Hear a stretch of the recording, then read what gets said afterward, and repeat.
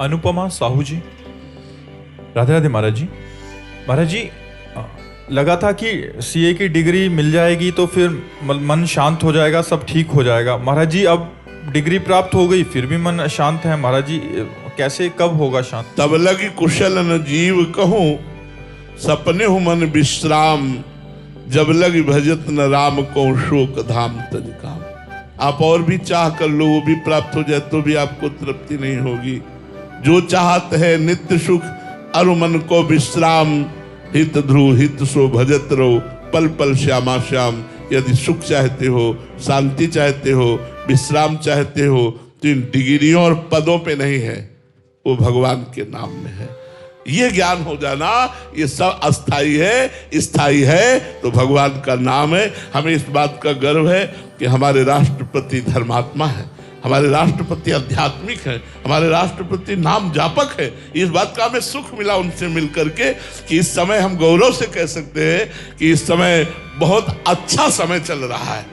हमारे देश में धर्म के लिए बाधा नहीं है। नहीं, पहले था कि आप खुले कथा नहीं कर सकते, खुले भजन नहीं कर सकते, जब मलेच्छों का राज्य था। बहुत अच्छा अवसर आया है कलयुग में, ऐसा अवसर बार बार शायद ना आवे, आगे चलकर और बाधाएं खड़ी हो जाएं।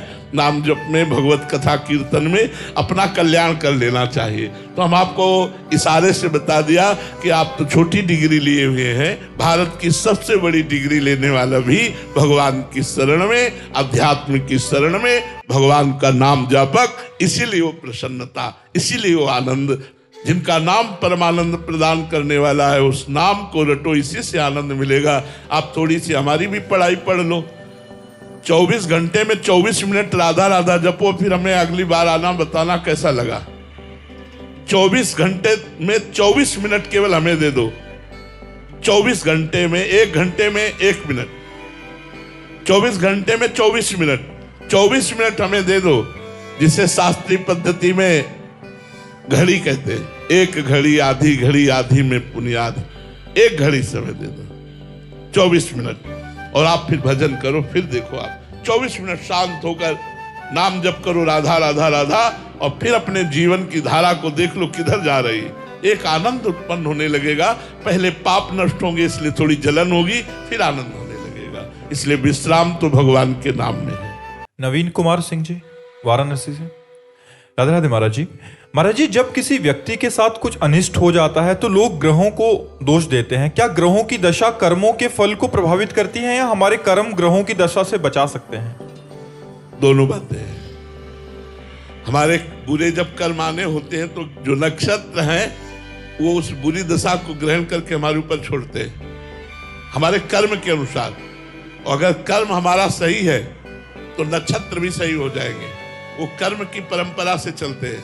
जैसे अब हमको बुरा समय व्यतीत करना है, बड़ा कष्ट भोगना है, तो नक्षत्र बुरी दशा में बैठ जाएंगे जाके, क्योंकि कर्म के अनुसार भोग भोगना है। अगर हमारा सही समय आ गया है तो नक्षत्र जो है अच्छी दशा में बैठ जाएंगे। और एक दशा हम तुम्हें बताए देते हैं, यदि भगवान की शरण में हो तो 7.5 शनिचर रोज लगा रहे, कुछ नहीं उखाड़ पाएगा।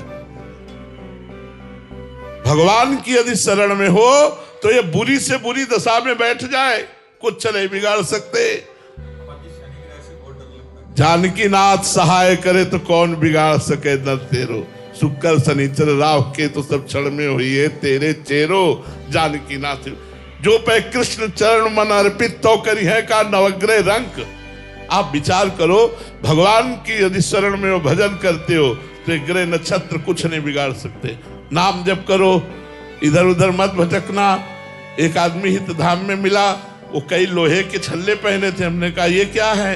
बोले घोड़े की नाल के हैं। तो हमने कहा इनसे क्या होता है? बोले शनिचर का प्रभाव नहीं चढ़ेगा हमारे ऊपर। अरे वो घोड़ा तो बच नहीं पा रहा, कुंतलो मनो लद करके रोड में दौड़ रहा है, और उसकी नाल तुम पहन लोगे, वो नाल तुम्हें बचा लेगी कर्म बंधन से। अरे राधा राधा रटो, राधा राधा रटो, इधर उधर के चक्कर में मत पड़ो, भगवान की शरण में होकर अच्छे आचरण करो। जो ग्रहण है, जो नक्षत्र है, जो जितने भी, ये सब अनुकूल हो जाएंगे। ये बुरी दशा में होने पर भी आपका मंगल करेंगे। क्यों? क्योंकि आप मंगल भवन भगवान की शरण में हो। हमें तो एक ही बात समझ में आती, राधा। जहां राधा वहां कोई बाधा नहीं। जिसको 7.5 चढ़ा हो, राधा राधा रटना। अगर कुछ बिगड़ जाए तो हमें बता देना। राधा राधा राधा राधा राधा।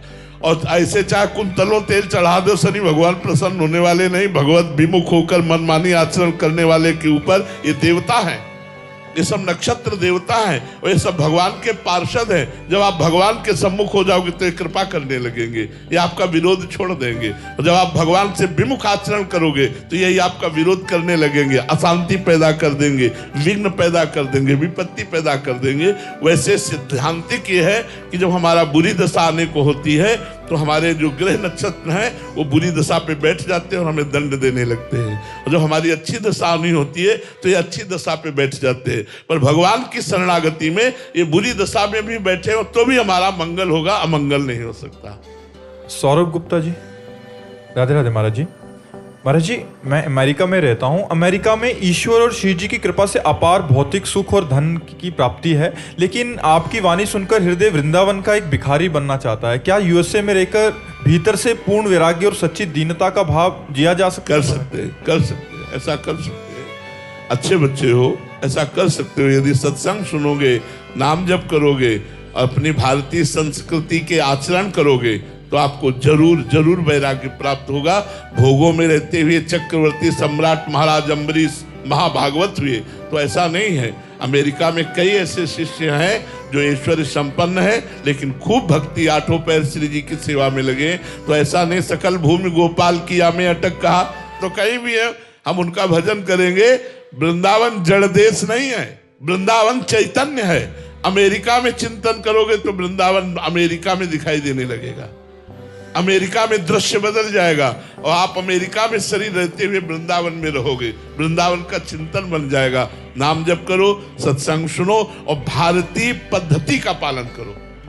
विदेशी जो कल्चर है, विदेशी जो आचरण है उनसे बचो। अपने भारतीय संस्कृति का पालन करोगे तो वैराग्य हो जाएगा, नहीं तो भोगों से वैराग्य होना बड़ा कठिन है। भोग सामग्री पास हो, भोगने की इच्छा ना हो, इसी का नाम वैराग्य है। ये भगवत कृपा से होता है। खूब नाम जप करो, सत्संग सुनते रहो, कहीं भी रहो भगवान की कृपा में रहोगे। किरण जी यूएसए से, राधे राधे महाराज जी। महाराज जी, भगवत गीता के अनुसार जैसे वायु रहित स्थान में दीपक की लो चलायमान नहीं होती, वैसे ही उपमा योगी के चित्त की कही गई है। 5 ज्ञान इंद्रियां के विषय के साथ ऐसी चित्त की स्थिति कैसे संभव हो सकती है? अभ्यास योग युक्तेन चेतसा नान्यगामिना। भगवान ने ही गीता जी में कहा है अभ्यास योग के द्वारा ऐसी स्थिति कर लो कि चित्त तुम्हारा कहीं जाए ही ना। बार बार अभ्यास, बार बार। अब भोगाभ्यास जो हमने बहुत जन्मों में किया है वो हमारे चित्त को डुलाता है। कभी भोगाकर्षण, कभी योगाकर्षण, कभी विषयाकर्षण, कभी भगवदाकर्षण। इसी बात की तो साधना है कि विषयाकर्षण को काट करके भगवद आकर्षण को हम पुष्ट करें, पर होता उल्टा होता है। भगवान का भजन तो 2 घंटे बाद भी कर लेंगे, ये विषय भोग लेते हैं। भोगाकर्षण को पुष्ट करके भगवद आकर्षण को हम काट देते हैं, इसीलिए जन्म का जन्म लग जाता है, भगवत साक्षात्कार नहीं होता। यदि हम भोगाकर्षण को नष्ट करते रहें विवेक के द्वारा, नहीं बहुत भोगा है, सब लोग भोग रहे हैं, क्या भोगों में अगर सुख होता तो सब तृप्त हो जाते। शास्त्र भी ऐसा कहता है और खुद का भी ऐसा अनुभव है कि कितना भी भोग लो, नवम नवम भोगने की इच्छा बनी रहती है, वो कभी शांत नहीं होती है। इसलिए त्यागात् शांतिरंतरम, भोगों की इच्छाओं का त्याग करने से ही शांति होती है। ऐसे विवेक के द्वारा समझाकर भोगाकर्षण को काट कर भगवदाकर्षण को पुष्ट किया जाए और ये बार बार निरंतर दीर्घ काल निरंतर सत्कार सेवितो दृढ़ भूमि, यदि लंबे समय तक ऐसा अभ्यास किया जाए निरंतर, तो हमारी ये स्थिति आ जाएगी कि जैसे वायु रहित स्थान पर स्पंदन रहित दीपक की लौ, ऐसे भगवदाकार वृत्ति, चाहे वो बाजार में बैठा हो, चाहे वो एकांत में बैठा हो, उसकी चित्त वृत्ति भगवदाकार रहती है। पर ये बहुत लंबे समय तक प्रयास निरंतर और भगवत कृपा और भोगाकर्षण का त्याग, तब जाकर के बात समझती है। ऐसा समझो हमारे लोगों की दशा ऐसी है कि मिट्टी का पात्र बनाकर तैयार कर लिया और ऊपर से एक बाल्टी पानी डाल दिया।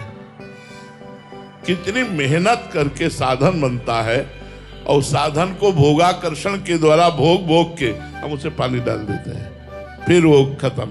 जो एक भावना बनी थी, जो एक हमारी श्रद्धा बनी थी, जो निष्ठा बनी थी, जो हमारी एक परिपक्वता बनने वाली थी, अब वो तो हम बार बार अपने को गिरा देते हैं जानबूझ करके। मना कष्टानिंद्रियाणि प्रकृति स्थानि कर्षति, इसी आकर्षण को कृष्ण गृहीत मानसा, भगवान हमारे मन को खींचे, हमारा मन भगवान की तरफ जाए, ऐसी बात अभ्यास से बनेगी। और इसके लिए हम प्रार्थना करते हैं कि भगवान की कथाएं जरूर सुनो, भगवान की लीला कथा पढ़ो, भक्तों के चरित्र पढ़ो, इससे बड़ा लाभ मिलेगा। मन एकाग्र करने के लिए भगवान की लीला कथा, भगवान की लीला कथा कहो, सुनो, मनन करो। जरूरी नहीं है कि कहीं हो रही है तो वहीं जाके सुने, अपने घर में भी कर सकते हो।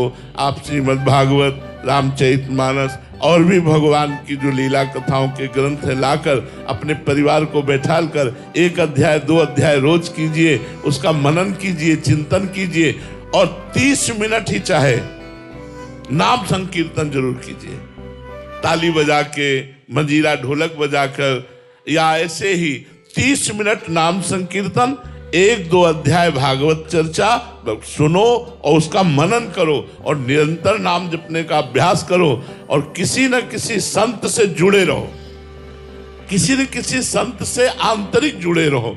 आप उनकी बात, उनको आदर्श मानिए, उनकी आज्ञा का पालन कीजिए, तो आप देखेंगे कि धीरे धीरे आपकी आध्यात्मिक उन्नति हो रही है।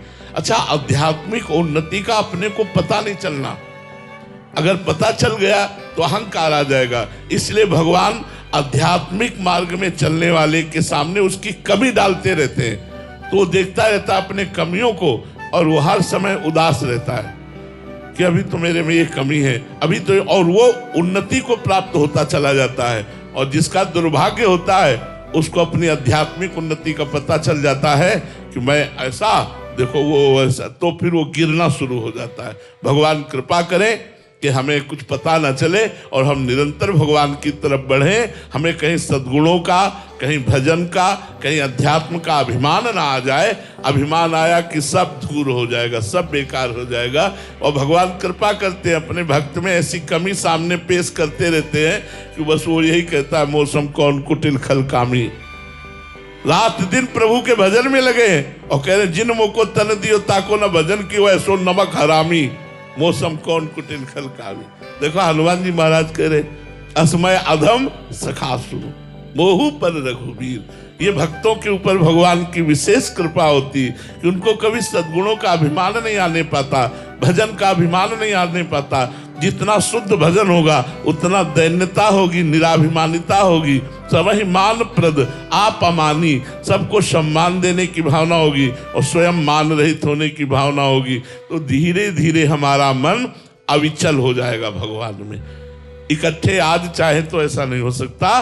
दीर्घ काल निरंतर सत्कार सेवितो दृढ़ भूमि, लंबे समय तक हम ऐसा अभ्यास करें और हमारा अभ्यास सिद्ध हो, उसमें बाधा ना पड़े, तो ऐसी स्थिति आ जाएगी।